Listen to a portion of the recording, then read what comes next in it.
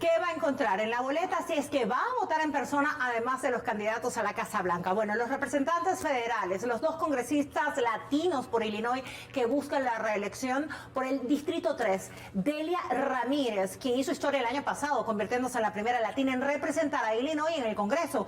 Ella se enfrenta al abogado y ex oficial de policía republicano John Burras. Ahora, por el cuarto distrito, Jesús Chuy García busca otro término, Lupe Castillo, una mujer republicana que ha dicho abiertamente que su postulación obedece a poner resistencia al gasto público de Washington, el cual ya ha calificado de fuera de control. Ahora, para la Fiscalía del Condado de Cook, la ex jueza del Tribunal de Apelaciones del primer distrito de Illinois, la demócrata Eileen O'Neill Burke, quiere reemplazar a Kim Foxx.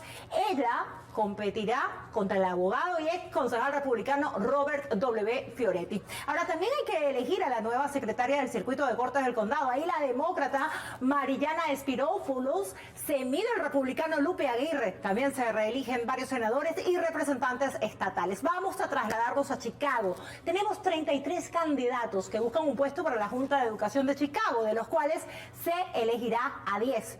3 de los distritos son latinos. El distrito 3 comprende Avondale, Logan Square, Belmont Gardens, Belmont Cragin, Hanson Park, Hermosa y Humboldt Park.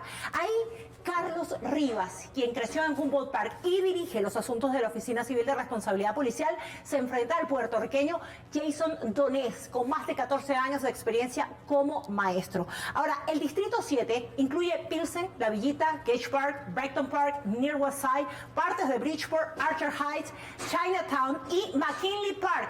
Nacida en México y criada en el barrio de Las Empacadoras y también en Gage Park, Eva Villalobos está muy involucrada con las escuelas charter. Pone como ejemplo su experiencia en CPS para mejorar la educación de Chicago. Y Yesenia López también, que cuenta con el apoyo del Sindicato de Maestros de Chicago y con vasta experiencia en organizaciones comunitarias. Hay una tercera, aquí está Raquel Don, voluntaria activa durante más de 20 años en varias escuelas de la comunidad.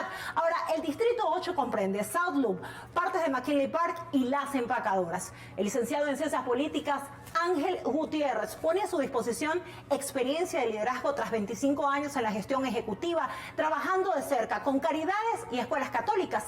Y Félix Ponce, profesor de música y director de banda en una escuela secundaria en Oakland. Si usted vive en Chicago, también le va a aparecer en la boleta 3 preguntas, las cuales buscan proteger de alguna forma, con su opinión, la integridad y transparencia del proceso electoral. Aquí tiene la primera, la segunda tiene que ver con impuestos y bueno, la tercera finalmente también se las vamos a colocar y consulta que tiene que ver con la salud reproductiva.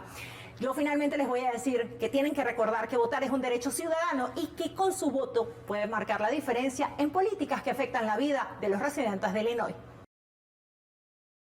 Como bien dices, ahondar más en el que aún hoy sigue siendo un panorama incierto, y para ello con mucho gusto recibimos aquí en persona en el estudio a la analista política Mayka Nobrigot. Bienvenida, Mayka. Encantada de estar con ustedes como siempre. Y nosotros de recibirte. Vámonos directamente, ¿cuáles son esos temas claves que pueden marcar la diferencia, definir esta elección y qué papel tendrán los estados péndulos? Pues los estados péndulos parece que va a ser muy importante en esta elección, ya lo estamos viendo, los márgenes de quienes apoyan a Trump y quienes apoyan a Harris son de verdad muy delgaditos y creo que van a ser un factor súper importante en la contienda, definitivamente. Ahora, decimos que es muy reñido por el tema de las encuestas y ahí precisamente te voy a preguntar, ¿crees que las encuestas reflejan la realidad del electorado?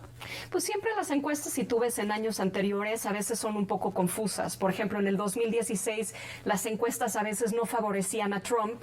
Vamos a ver si ese mismo fenómeno se presenta. Por ejemplo, en Wisconsin, que no favorecían para nada a Trump, ganó Trump con un margen muy chiquito. Muy corto. Entonces deberíamos de ver si ese es el caso que se reproduce en esta elección o no.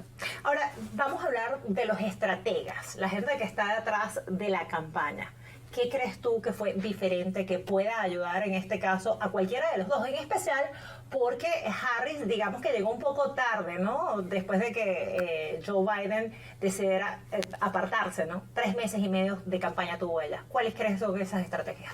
Pues yo creo que Harris se presentó como una forma de una candidata mucho más empática, una candidata más incluyente, y para mucha gente que está un poco cansada de esta retórica que divide al país, pues para las mujeres que están están en unos estados donde pueden, por ejemplo, Texas, donde pueden bloquear los derechos reproductivos, pues está siendo un tema que está moviendo al electorado, pero la economía, la calidad de vida, la salud, la vivienda, son temas, y la seguridad, por ejemplo, de la frontera, son temas que resuenan con una parte del electorado muy grande, y con otra hay otros temas que resuenan. La verdad es que we are being primed, en cierta manera, de los temas que son importantes, pero esos son. Ahora, indistintamente, para obviamente uno no jugar posición adelantada, indistintamente de lo que termine ocurriendo, ¿cuál debería ser el mensaje de la persona que gane? En general, tanto para demócratas como para republicanos. Pues yo creo que esta es una nación muy dividida. Lo ha estado en elecciones pasadas, pero esta es una nación muy dividida donde quien gane, no creo que se presente en un caso y en otro, pero quien gane me parece que tiene que hacer el punto de decir que va a ser presidente, como lo dijo Obama en su momento, que va a ser presidente para todos los americanos, independientemente de quién hayan votado. En días previos hemos escuchado un bando y el otro insultando al otro bando, y me parece completamente falto de ética, y creo que no debería de ser así. Esa es la siguiente pregunta sobre los comportamientos, no solamente de ellos, sino de los vicepresidentes y además de las personas que han, de alguna u otra manera, personajes públicos que han dado el apoyo tanto para Kamala Harris como para Donald Trump. Te agradecemos muchísimo. Sé que vas a estar durante la tarde y ustedes los vamos a invitar, por supuesto, para que se queden con la programación continua que vamos a tener aquí en Univision Chicago, y mañana vas a estar con nosotros nuevamente. Así que te agradecemos. Gracias, Maika. Encantadísima, como siempre. Bueno, si bien en estas elecciones se suele dar más relevancia a quien gane la presidencia, a escala local también hay contiendas importantes como la Fiscalía del Condado Cook y la Junta de Educación de Chicago. ¿Cómo es que estos resultados pueden impactar el rumbo que tome el condado y nuestra ciudad? Bueno, Las consecuencias tras los resultados electorales que vimos este día de domingo, por supuesto que trae repercusiones para los cientos de venezolanos que hacen vida aquí en la ciudad de Chicago, que si bien todavía las autoridades de la ciudad no han declarado el número exacto, sí sabemos que por lo menos de los 45.500 nuevos migrantes que han llegado a la ciudad, la gran mayoría llegan del país sudamericano, y el temor es que con el resultado de este día domingo ese número incremente.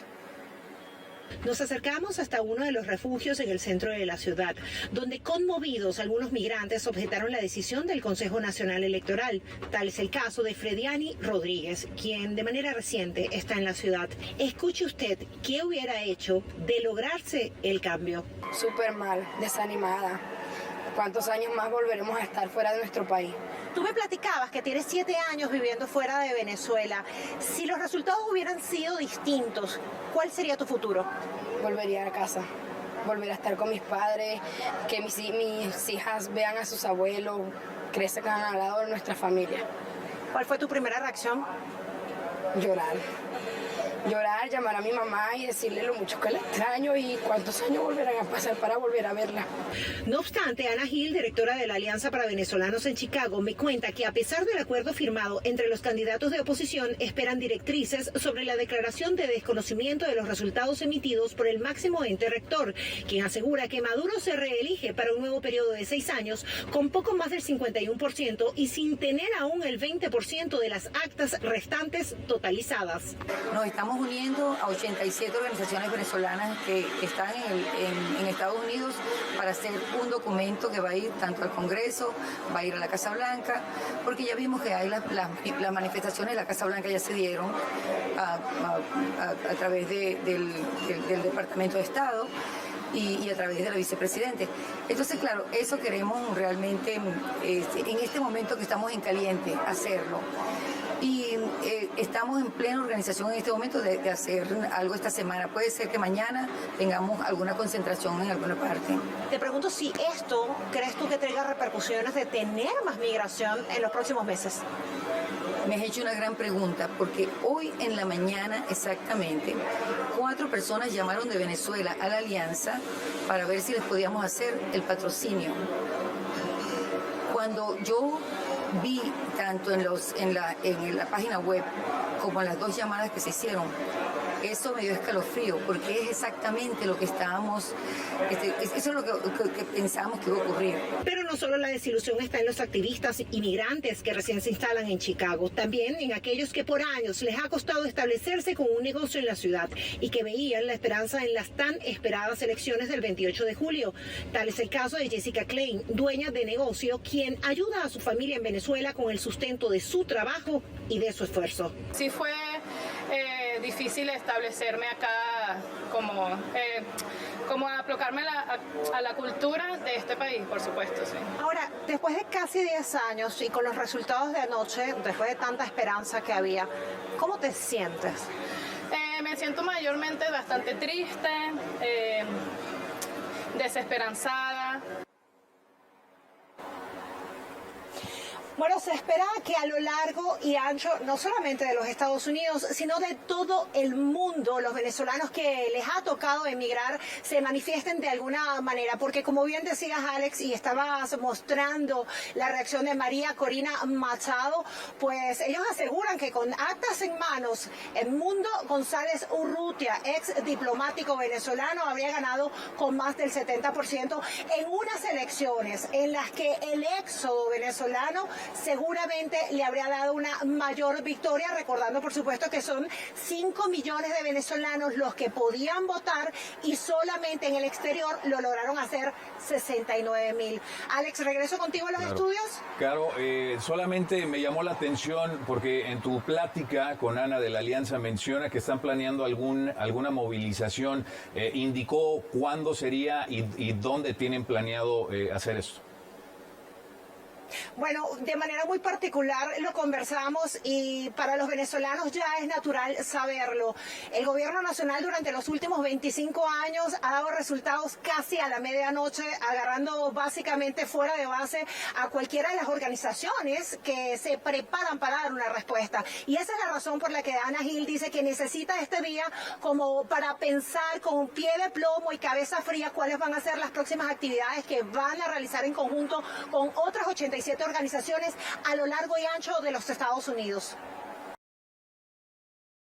Y nosotros muy responsablemente les pedimos a ustedes, en especial a quienes nos sintonizan en YouTube cada día, que si ustedes tienen un familiar ahí, le pidan por favor que vayan por los canales regulares de información y con las autoridades y que evacúen el área si es necesaria. Lo material se puede recuperar, sin duda, la vida no.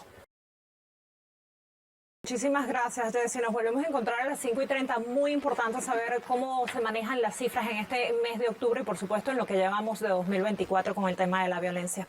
Vamos a avanzar nosotros con otras informaciones también de sucesos. Un joven de 19 años fue la víctima fatal de un disparo que le propinó un atacante directamente al cuello. Inicialmente fue ingresado al hospital Mons. ¿Sabías que el pasado del Papa está marcado por un escándalo amoroso, una doble identidad y una historia que comenzó aquí en Chicago? El Papa León XIV, nacido Robert Francis Prevost, es el primer pontífice en la historia moderna con raíces directas en nuestra ciudad. Pero su historia familiar es mucho más que eso, es digna de una película. Todo comienza con su abuelo, un hombre llamado Salvatore Giovanni Rigitano, un profesor de idiomas italiano que llegó a Chicago a principios del siglo XX. Era famoso por su método de enseñanza que se expandió